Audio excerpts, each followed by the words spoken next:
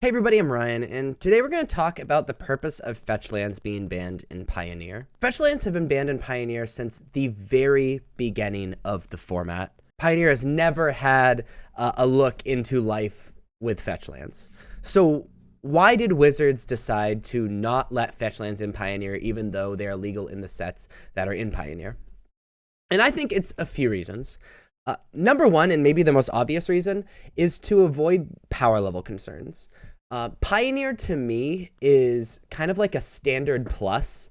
Like that's the sort of power level I feel from the format, that it's the format of like a really powerful standard format. And with Shocklands already in the format, which are fetchable with Fetchlands, and Triomes eventually coming out, which I'm sure Wizards already knew was going to happen, I assume they really wanted to avoid every good deck being 5-color good stuff. And when good decks are 5-color good stuff, or all of the decks splash for a certain card, then there's really low card diversity. Where if you're unable to do that thing, the different archetypes look drastically different from one another, and the format shows off many, many different cards. And when there's high card diversity, then there aren't any certain cards that are way more expensive than others or harder to find than others. That just happens naturally from availability. And to branch off of those power level concerns, there are sometimes broken mechanics associated with the graveyard and putting a lot of things in your graveyard. In my brain, I immediately think of Delirium and Delve. Delirium maybe less so, but being unable to always have a land in your graveyard reduces the power level of Delirium, where something crazy happens if you have 4 different types of cards in your graveyard. Or Delve, where you can pay for generic mana costs by exiling cards in your graveyard. Reducing the power level of those cards is pretty important, especially since Wizard has accidentally printed quite a few broken Delve cards in their time, and making the power level of those cards lower can mean that the format breaks less often. Disregarding power level concerns, Wizards, I'm sure, wants to return to paper Magic coverage.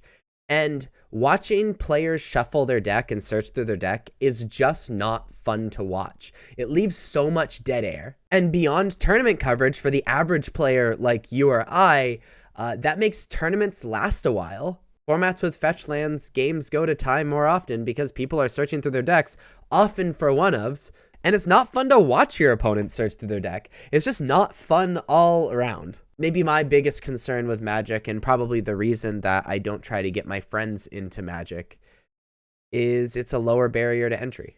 If you don't need to get these staples that are played in basically every format to play in Pioneer, then decks cost less. If the best decks in the format aren't splashing and are just like 5-color good stuff or 4-color good stuff, splashing for chase mythics and chase rares, like sometimes happens in Modern, then decks cost less. And I think that's a really important thing for Magic moving forward, because it's really hard to sell a game to somebody that before you really get to compete, you need to spend minimum $200 to $300. And if you really want to compete and play the best decks, you need to spend like $600 to like $1,000. That's a hard sell. I think Wizards knows that, and I think by banning Fetchlands, in addition to addressing all these other concerns, hopefully it'll address that concern as well. Those are just my thoughts on the banning of Fetchlands. It's something I've been thinking about a lot as I've been playing more and more and more Pioneer. What do you think? Why do you think Wizards banned Fetchlands right at the beginning of the Pioneer format? I'd love to hear your thoughts. You can put them in the comments. But if you like this video and want more, I guess, medium level analysis videos like this, please be sure to like and subscribe. Check me out on all the social medias, especially on Twitch. Links are above me and in the description. I'll see you guys next time. Bye-bye.